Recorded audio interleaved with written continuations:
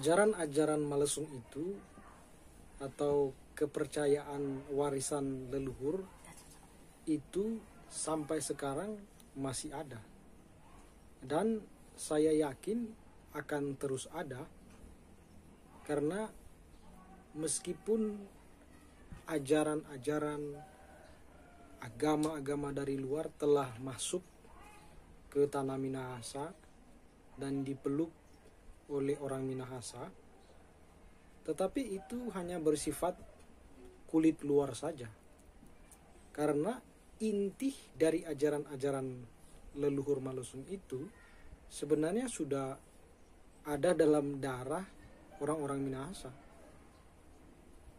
Kita perhatikan dalam gaya hidup, ingatan-ingatan kolektif, kemudian kebiasaan-kebiasaan yang dilakukan oleh orang Minahasa sampai saat ini. Ajaran-ajaran leluhur itu sangat susah mau dihilangkan atau dimusnahkan, karena itu sudah menjadi inti dari diri setiap orang Minahasa. Saya contohkan seperti ini. Orang-orang Minahasa sampai hari ini, meskipun dia telah memeluk agama dari luar, masih tetap mempertahankan tradisi menghormati para leluhur. Menghormati para leluhur ini ajaran para leluhur orang Minahasa atau Malesung. Entah dalam bentuk ritus, ritual, upacara adat, ataupun hanya sekedar misalnya membuat kuburan dari orang-orang yang sudah meninggal itu dengan memasang lampu di kuburan, atau dengan menaruh sesuatu di lokasi, misalnya terjadi orang kecelakaan dan lain sebagainya, di situ ditaruh lampu dan ditaruh keran. Itu bukan ajaran-ajaran dari luar, itu mengandung nilai-nilai ajaran asli leluhur.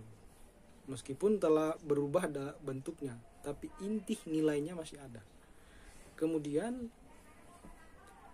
sampai hari ini orang Minahasa masih melestarikan maengket, kawasaran, dan tarian-tarian yang lain.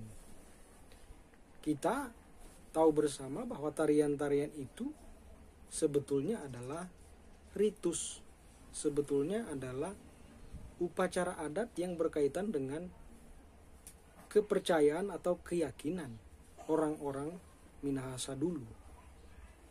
Kemudian gaya hidup, misalnya saling membantu, itu kan mapalus, atau membantu secara sukarela, misalnya rukuk. Bahkan orang-orang Minahasa yang masih mempunyai marga atau fam dalam bahasa Minahasa itu mengandung juga ajaran-ajaran luhur di situ. Saya kasih contoh misalnya marga Rondonuwu, yang berarti perkataan yang lurus atau benar atau betul. Rondonuwu dari kata rondor nuwu. Rondor artinya lurus atau benar, nu adalah perkataan. Jadi nama itu kan adalah pesan supaya diingat oleh keturunannya.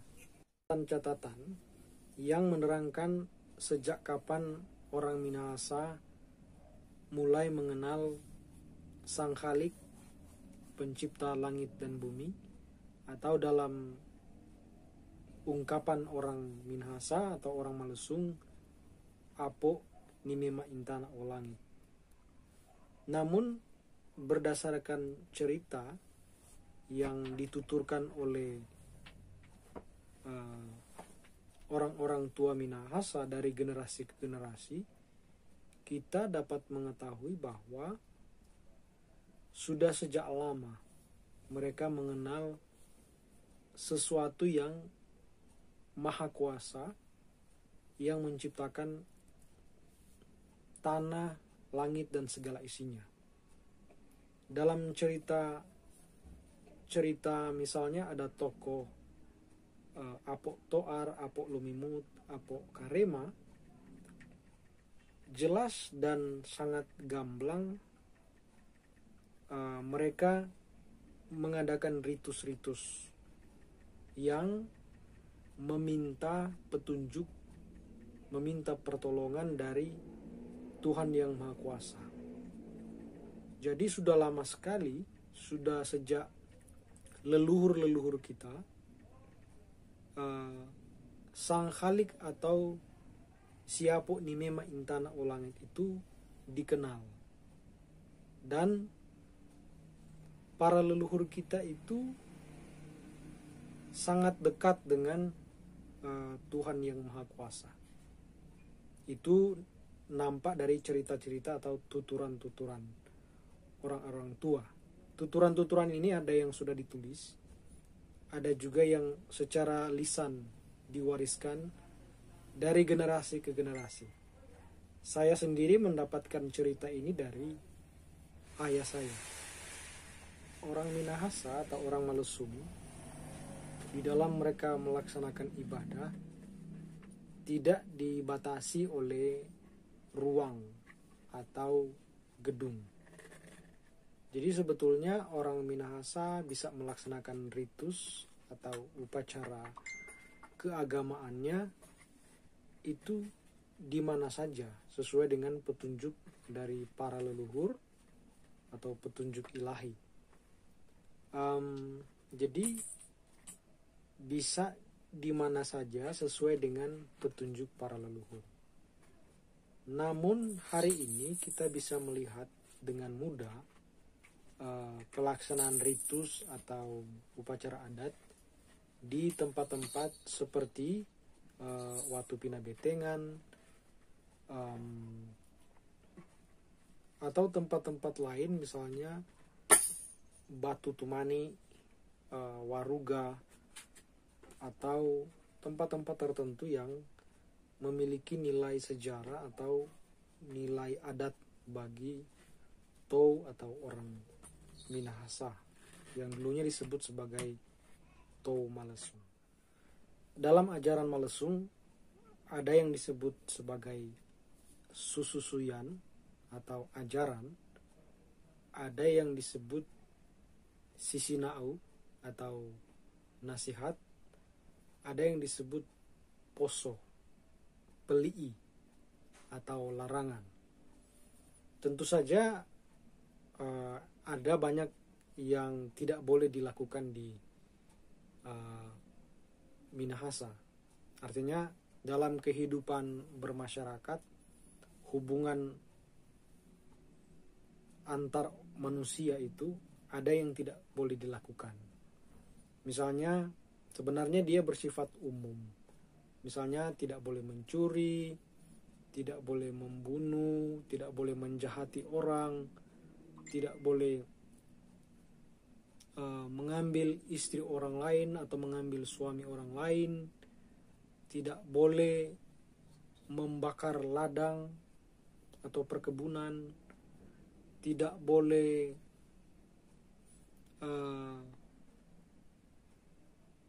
pokoknya banyak sebenarnya larangan-larangan yang mirip saja dengan larangan-larangan yang ada di bangsa-bangsa lain atau di tempat-tempat lain. Karena ajaran orang Minahasa adalah tumouto atau membantu orang lain berkembang, hidup, dan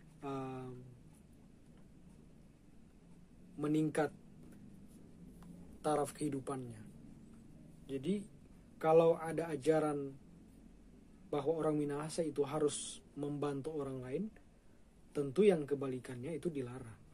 Jadi kalau misalnya ada ajaran mengelola orang atau saling berbaikan, saling berbuat baik, tentu yang sebaliknya itu dilarang. Kemudian ada juga misalnya mapalus atau kerjasama. Tentu yang mau kerja sendiri-sendiri, yang egois itu dilarang seperti itu. Atau misalnya ada ajaran wetengeng engkayo baang, artinya bahagilah bumi ini. Nah, yang dilakukan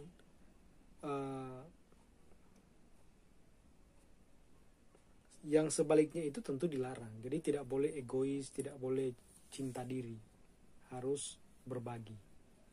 Jadi larangan-larangan itu seperti sudah saya katakan tadi, dia bersifat umum saja. Mungkin yang spesifik atau yang lebih detail itu tergantung waktu, tergantung tempat dan lain sebagainya. Itu disesuaikan dengan arahan-arahan para leluhur.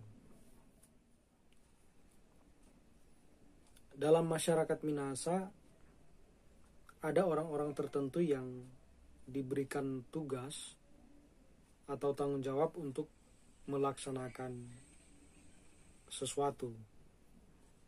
Dan masyarakat Minahasa itu dibagi menjadi pemimpin dan rakyat biasa. Dalam hal terkait dengan agama atau kepercayaan Malesung, ada orang-orang tertentu yang ditunjuk atau dipilih untuk memimpin. Misalnya pemimpin ritualnya disebut dengan walian. Nah, ada juga yang menyebutnya sebagai tonaas. Tetapi ketika dalam ritual atau dalam upacara adat, tugas mereka adalah memimpin jalannya ritual. Dan biasanya mereka itu menjadi medium atau perantara dari para leluhur untuk menyampaikan pesan-pesan kepada khalayak umat Malesung. Ya, tugas mereka selain menjadi medium, mereka juga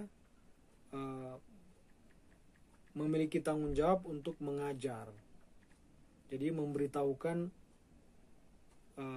ajaran-ajaran atau susu-susuyan atau sisinau kepada umat Malesung atau kepada Pak Umungan. Jadi kepada Pak Umungan. Nah, mungkin ada juga jabatan-jabatan lain, misalnya pembantu walian. Karena walian juga ada yang disebut walian tua, walian, leleleen. Ada banyak sebenarnya sebutan-sebutan, tergantung pada situasi mana jenis ritus apa yang mau dilaksanakan. Dan kadang-kadang juga dibedakan karena perbedaan klan atau keluarga. Jadi itu tergantung situasi dan tempat. Yang dibutuhkan adalah kesiapan hati dan pikiran. Karena